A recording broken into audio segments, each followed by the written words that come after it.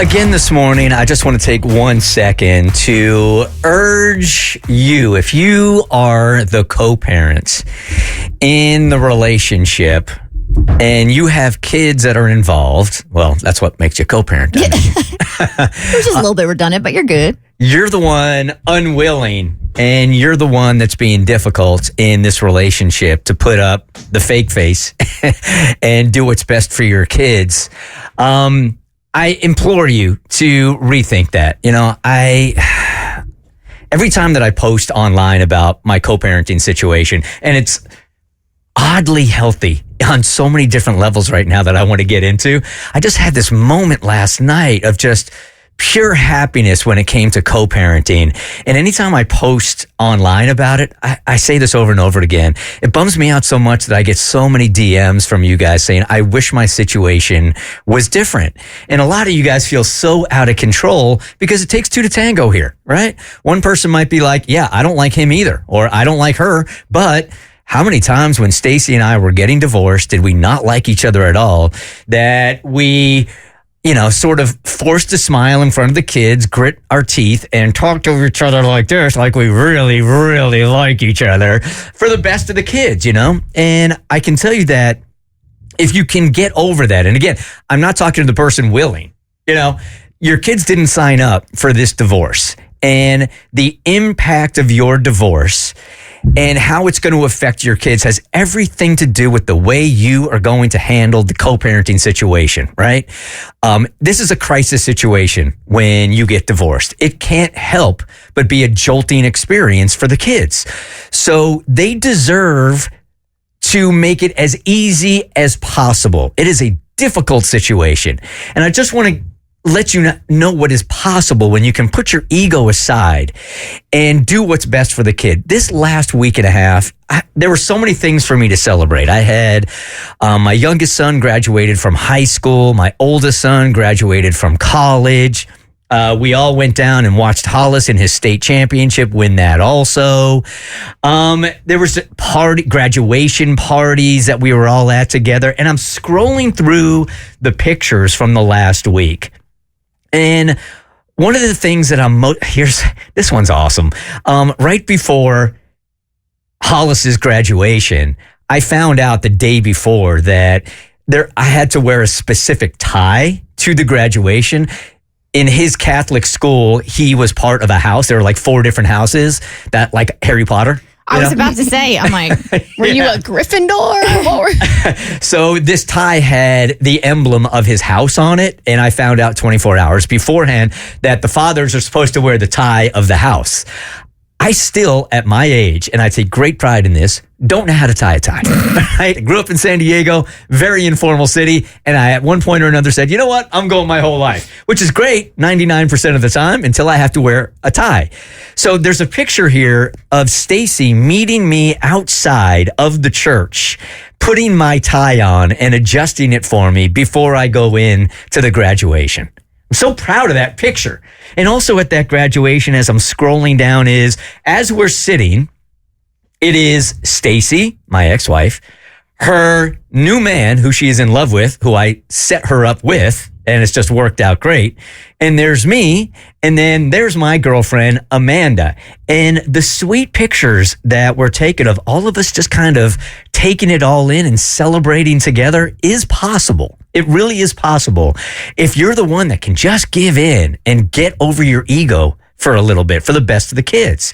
Then I'm looking at pictures of us post-graduation for Hollis, and we're in this big quad and we're all taking pictures together. It's Stacy and her entire family. And then there's me and Amanda in the picture together with Stacy and Joe.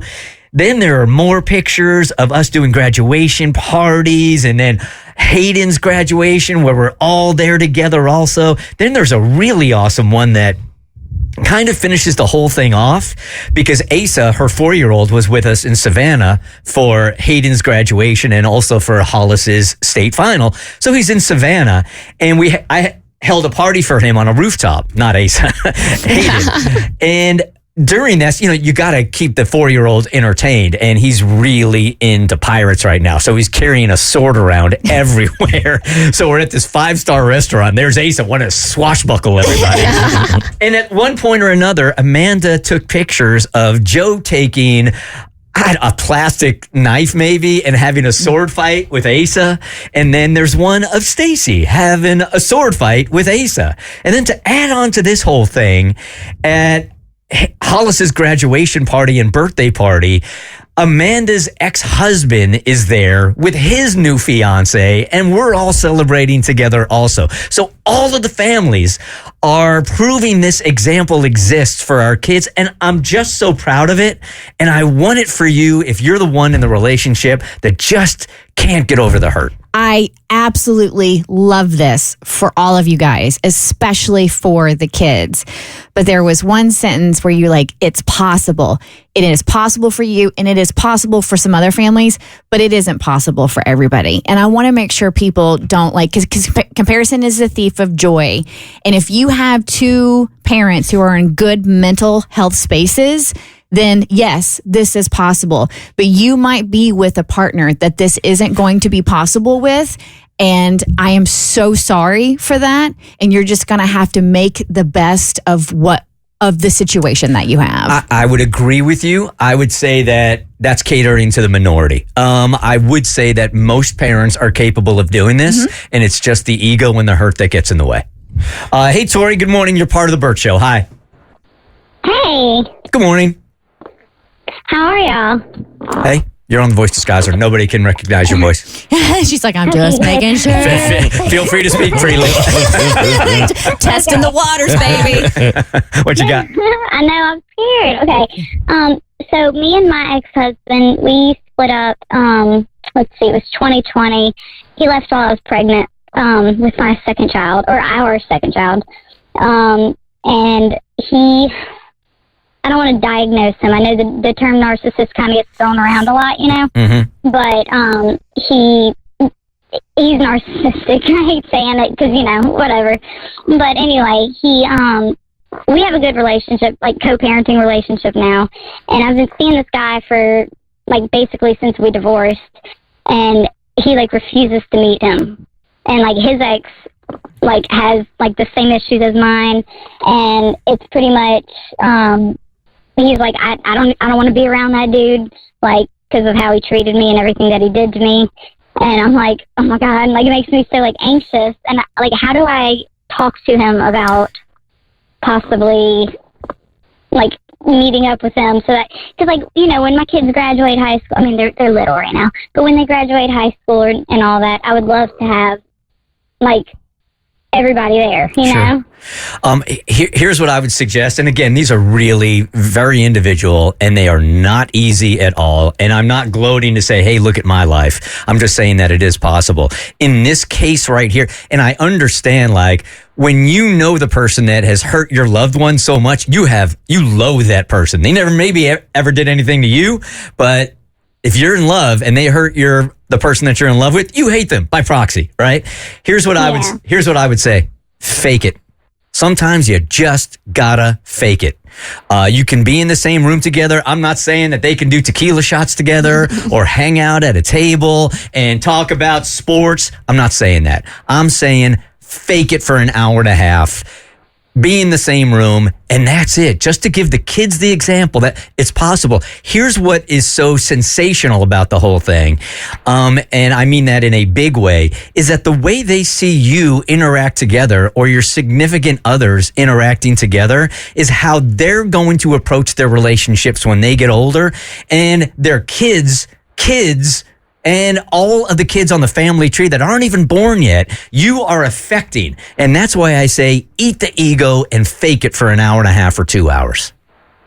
Yeah, so I gotta convince him to fake it. And it's hard, man. I know it's really hard to be in that room together where you feel those feelings and you're just loathing that person. I'm just saying, for 90 minutes, fake it. And Tori, you're right. People do throw the narcissist label out quite a bit. I think there are true narcissists out there. And then I think there are people who, have examples of narcissistic behavior. But if you are dealing with the true narcissist, then you can't give them oxygen. So when a narcissist does something, they're doing it to get a reaction out of you. Oh, yeah. So the only thing, so you can't control that person, but you can control how you react to that person. And it does require being the bigger person. And I know some people conflate that with like, you're letting them walk all over you, or you're letting them take advantage of you. No, you're just setting up boundaries for yourself with a person you can't be reasoned with. Right. So if that's the case, then, are you going to have a picture perfect, like hangs like Bert has right now? Probably not. Took us a while to get there too. Yeah, time's going to be your friend here, but at least you can get to a place where you're doing what's best by you, and if he wants to act that way, then that's on him. Here's why I initially brought this up today, and I've totally forgot to talk about it. So my son Hayden just graduated from college. Like I said, he's so sketched out right now. I mean, he tweaks a little high to begin with. He's very, very anxious, but he's so in his head right now and is sort of debilitated by fear that Stacy invited me over to her house last night, cooked me a home-cooked meal that me and Hayden and Stacy had together. Hollis was at her house last night also. So we all had a family dinner together, and then Hollis went to his room, and then we tried to get Hayden off the ledge. And she, when I walked in, she's teaching him how to cook. So I get in there, and now she's teaching me how to cook tacos also. So it can happen. It can happen, but it takes two to tango. And if you're the one that is holding that back, you really got to take a look at yourself and say, I'm not only affecting my kids, but I'm affecting my grandkids, my kids, and everybody on that family tree is using you as the example. And that's pretty heavy. That's the most frustrating part, is I always feel like the one person that doesn't want to look in the mirror is always going to be, it's just never going to happen. And then the other person is always going to have to fake it. It's hard, man. The Bert Show.